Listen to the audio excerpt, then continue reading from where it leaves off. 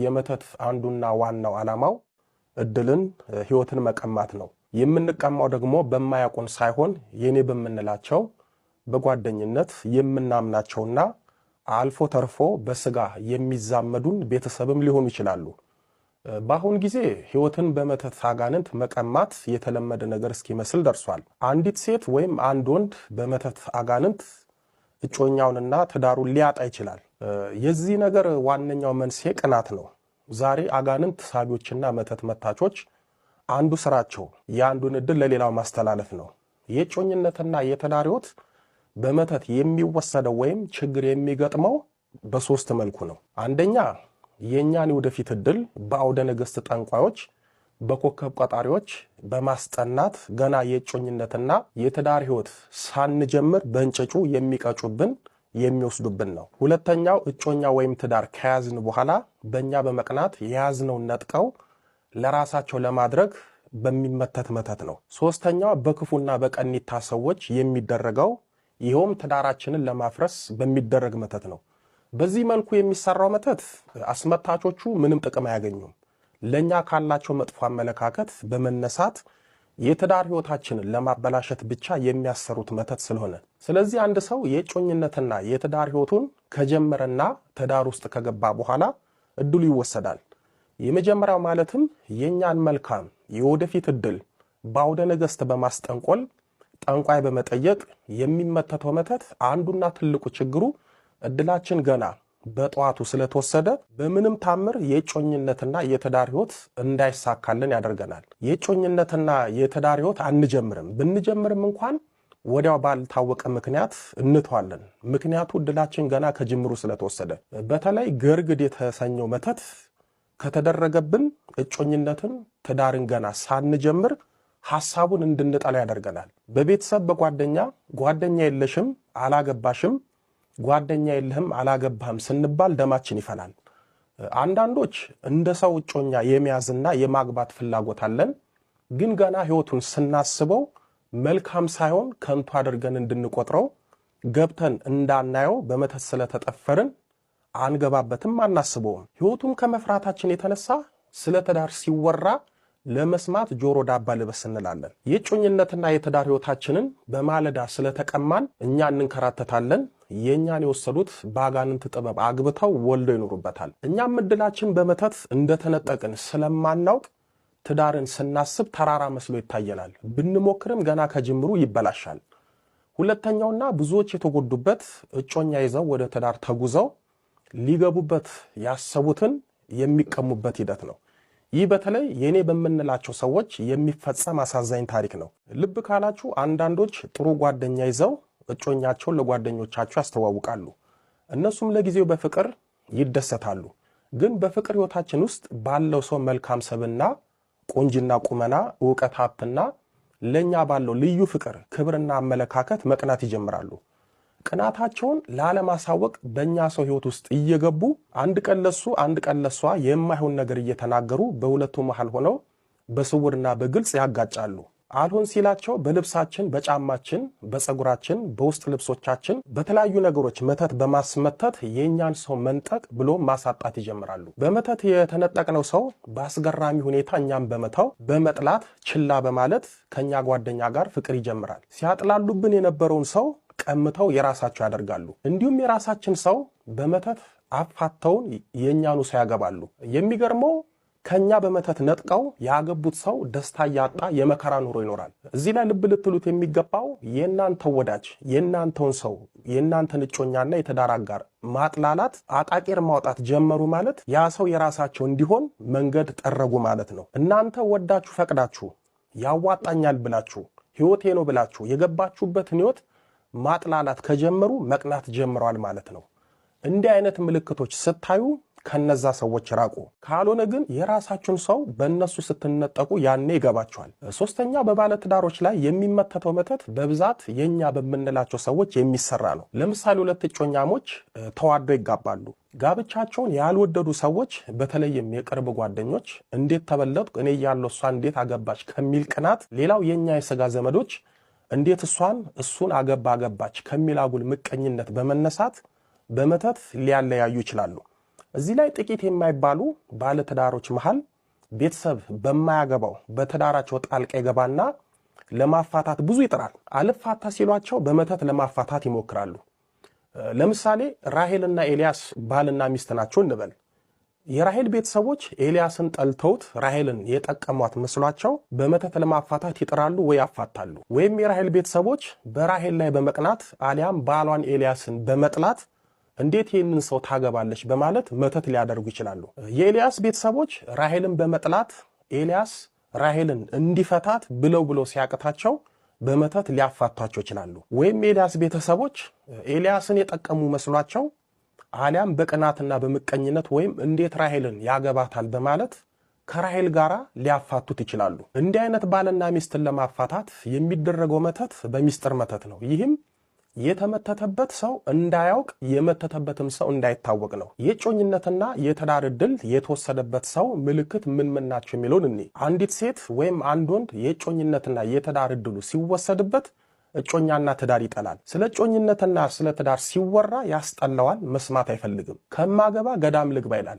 እጮኝነትና የትዳር ሕይወት ሞት መስሎ ይታየዋል። ብዙ ሴቶች የትዳር ዕድል ይወሰድባቸውና እጮኛ ይዛሉ። ነገር ግን የትዳር ዕድል ስለተወሰደባቸው ዓመታትን የሚያሳልፉት እጮኛቸውን በማግባት ሳይሆን በእጮኝነት ብቻ ነው። ዘንድሮ አገባለሁ፣ የሚመጣው ዓመት አገባለሁ እያሉ ሳያገቡ ወይም ሳይጋቡ ብዙ ዓመታትን ያሳልፋሉ። አንዳንዶች 10ዎችን ዓመታት በእጮኝነት ያሳልፋሉ። ተጋብተው ወልደው ደስታ የሚያዩበትን ዓመታት በከንቱ እጮኝነት ያሳልፋሉ። ሌሎች ደግሞ የትዳር ዕድል ሲወሰድባቸው በፍጹም አያገቡም፣ ግን በእጮኝነት ከተለያዩ ሰዎች ጋር ያሳልፋሉ። ጊዜያቸው የሚጠፋውና የሚባክነው እጮኛ ይዞ እጮኛ በመተው ወይም እጮኛ በመቀያየር ነው። ተማርን የሚሉት በመጠናናት ሰበብ ለብዙ ዓመት በእጮኝነት ኖረው ለመጠናናት እያሉ ሳይጠናኑ እንደባከኑ ይኖራሉ። ለምሳሌ አንዲት ሴት የትዳር ዕድሏ ሲወሰድባት የትዳር ፋይሏን ዘግታ የምታተኩረው ትምህርት ላይ ይሆናል። እዚህ ላይ አትማሩ አይደለም ያልኩት። ትምህርት ስትሉ የትዳር ሕይወታችሁን እንዴት እንደምታጡ እንድታውቁ ነው። የትዳር ዕድሏ ተወስዶ በትምህርት የተጠመደች ሴት የትዳር ዕድሏ ስለተወሰደ ቤተሰብ እባክሽ አግቢ ሲላት እሷም ቆይ ልማር ማስተርሴን ሊያዝ ትላለች። ማስተርሷን ከያዘች በኋላ ቤተሰብ ደግሞ አግቢ ሲላት ቆይ ፒኤችዲን ልስራ ትላለች። የምትፈልገው ደረጃ ላይ ስትደርስ እርካታ ታጣና ሌላ ትምህርት ልማር ትላለች። እንዲህ ያለች ዘመኗን ያለ ትዳር በትምህርት ታሳልፋለች። ዘመኗን በትምህርት ስታሳልፍ የምታገባበትና የምትወልድበት ዘመን እንደሚያልፍ አታውቅም። ትምህርቱን በቀላሉ ፈልጋ እንደምታገኘው ትዳሩንም በቀላሉ የምታገኝ ይመስላታል። ወንዶችንም እንደዚሁ ነው የሚያደርጋቸው። የትዳር መተቱ በትምህርት የሚጠምዳት የትዳር ዕድሏ ተወስዶ ነው እንዳይባል ነው። በዕድሏ ሌላ ሰው አግብቶበት ወልዶበት ይኖርና እሷ ድንገት የማግባት ፍላጎት ሲመጣባት ሰዎች ከውጭ የመተት አጋንንቱ ከውስጥ ሆኖ እድሜሽ ሄዷል፣ የተማርሽ ስለሆነ የሚመጥንሽ የለም እያስባለ ዘግቶ ያስቀምጣታል። በጣም የሚያሳዝነው ብዙ ሴቶች የትዳር ዕድላቸው ሲወሰድ የመተት አጋንንቱ እንዳይታወቅበት በራሳቸው እንዲጠመዱ ያደርጋቸዋል ወይም በማይሆን ነገር ይሸውዳቸዋል። ለምሳሌ አንዲት ሴት የትዳር ዕድሏ ሲወሰድባት እንደተወሰደባት ስለማታውቅ ለሷ አለማግባትና አለመውለድን እንደ ጥሩ አጋጣሚ ታስባለች። ለምሳሌ ቆንጆ ከሆነች፣ ቁመና የሚያምር ከሆነ፣ ወጣት ከሆነች የትዳር መተት አጋንንት ከውስጥ ሆኖ ወጣት ነሽ፣ ትዳር ብትይዢ ብታገቢ መልክሽ ይጠፋል፣ ቁመናሽ ይበላሻል፣ ስለዚህ አሁን አታግቢ፣ አትውለጂ፣ ገና ነሽ፣ ተፈላጊ ነሽ፣ ቀስ ብለሽ ታገቢያለሽ እያለ በውስጥ በኩል አስሮ ያስቀምጣታል። እሷም ለወጣትነቷ፣ ለመልኳ፣ ለቁመኗ የተጨነቀች ይመስላትና ግን ሳታውቀው የትዳር ዕድሏ ተወስዶባታል። ሌሎቹ ደግሞ ራሳቸውን ሳይሆን ቤተሰባቸውን በመርዳት ላይ እንዲጠመዱ ያደርጋቸዋል። እዚህ ላይ ቤተሰብ አትርዱ እያልኩ ሳይሆን የትዳር ዕድላቸው የተወሰደባቸው ሰዎች ለእናት አባቴ ቤት ሳልሰራ ወንድም ሞቶችን ለቁም ነገር ሳላበቃ ይህንን ሳላደርግላቸው ይህንን ሳልገዛላቸው እያስባለ ለዛውም ለማይመሰገኑበት ቤት ሰርተው ብዙ ነገር አድርገው ጊዜያቸውን ገንዘባቸውን ለቤተሰብ እንዲገብሩ ያደርግና ራሳቸውን ሳይሆን ቤተሰብን ብቻ በመርዳት ያስጠምዳቸውና ቤተሰብንም ቀይረው እነሱ ቤተሰብ ሳይመሰርቱ ይኖራሉ። በጣም አንጀት የሚበሉት ደግሞ እነሱ ትዳር ሳይዙ ትዳር የያዙትን ወንድምቶቻቸውን እየረዱ እነሱ ግን እየተጎዱ የሚኖራሉ። ለሰው ሕይወት ይሰጣሉ፣ እነሱ ግን ሕይወት ያጣሉ። የሰውን ትዳር ይረዳሉ፣ እነሱ ግን ትዳር ሳይዙ ይኖራሉ። አንዲት ሴት ወይም አንድ ወንድ በትዳራቸው መተት ሲመተትባቸው የሚያሳዩት ምልክቶች ምን ናቸው የሚለውን ስናይ ይህም ባለትዳሮች ሩካቤ ስጋ ያስጠላቸዋል፣ ድንገተኛ መጠላላት ይፈጠራል። እንኳን ተገናኝተው ሊነጋገሩ በስልክ ለማውራት ያስጠላቸዋል። ምክንያት አልባ ጠብ በመሃላቸው ይፈጠራል። የምንወደው ሰውን ስናስብ ድንገት መናደድና መበሳጨት እንጀምራለን። 24 ሰዓት ስለ አንድነታችን ሳይሆን ስለ መለያየታችን እናስባለን። ግን ከተለያየን በኋላ ምን እንደምንሆንና እንዴት እንደምንቀጥል አናስብም። መለያየትን ብቻ እናስባለን።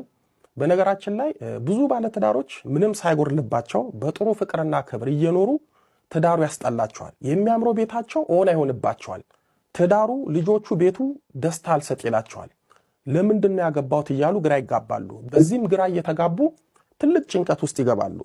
24 ሰዓት ስለ ፍቺ ያስባሉ። ባስ ካለ በግልጽ እንፋታ ብለው ይጠይቃሉ። ግን የሚፋቱበት ምክንያት የለም። ሲፋቱ ምን እንደሚሆኑ አያስቡም፣ አያውቁም። የሚታያቸው መፋታታቸው ብቻ ነው። ምክንያት ፈጥረው ሆን ብለው ይጨቃጨቃሉ፣ ጠብ ይጀምራሉ።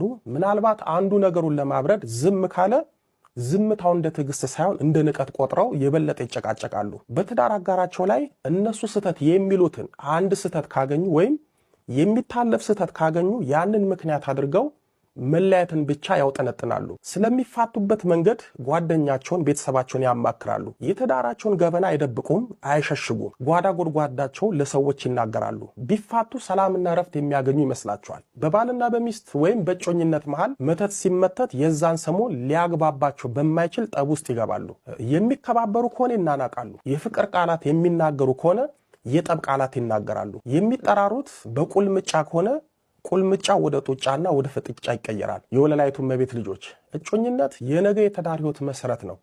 በዚህ ህይወት ውስጥ ብርቱ ጸሎት ከሌለ ነገን ተስፋ ያደረግንበት ህይወታችንን ልንነጠቅ ስለምንችል ነጋችንን ዛሬን ባለው ወደፊትም በሚኖረው እግዚአብሔር ላይ በጸሎት አደራ ልንለውና በሱ ልንደገፍ ይገባል። የዘመኑ ፍጻሜ ላይ ስላለን ከሰዎች ዘንድ እምነትና እውነተኛ አምልኮት ከህይወታቸው እየራቃቸው አጋንንት እየቀረባቸው ስለሆነ ክፉ ሰዎችን ተጠንቅቀን የክፋት ሰለባቸው ከመሆን ማምለጥ ባንችልም በእግዚአብሔር መለኮታዊ ጥበቃ ስር ለመሆን ወደ ፈጣሪ በመጠጋት አብሮነታችንን በሰማይ አምልኮት ማጠንከር ይገባናል።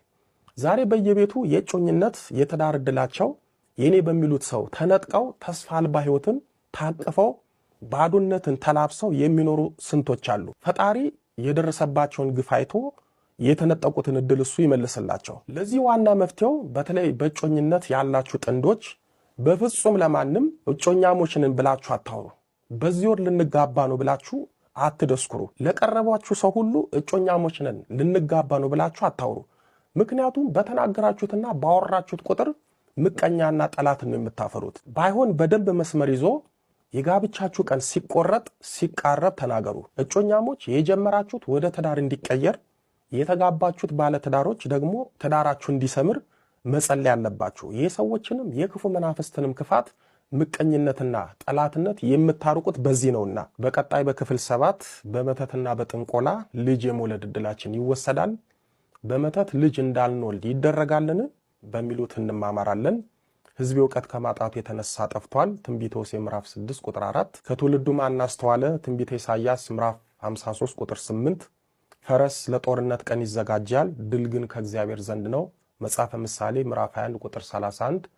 ያስተማረን የመከረን የአባቶቻችን አምላክ ልዑለ ባሕሪ ቅዱስ መድኃኔ ዓለም ኢየሱስ ክርስቶስ ክብር ምስጋና ይድረሰው። ድንግል ስንላት ጌታን ወልዳ የተገኘች፣ ጌታን የወለደች ስንላት ድንግል የሆነች፣ ስሟን ለመጥራት ከሰማይ ከምድር የከበደች፣ መንበረ ፀሐይ መንበረ ሥላሴ ንግሥተ ሰማይ ወምድር የጌታችን የመድኃኒታችን የኢየሱስ ክርስቶስ እናት ወለላይቱ እመቤት ድንግል ማርያም ምስጋና ይድረሳት። አሜን።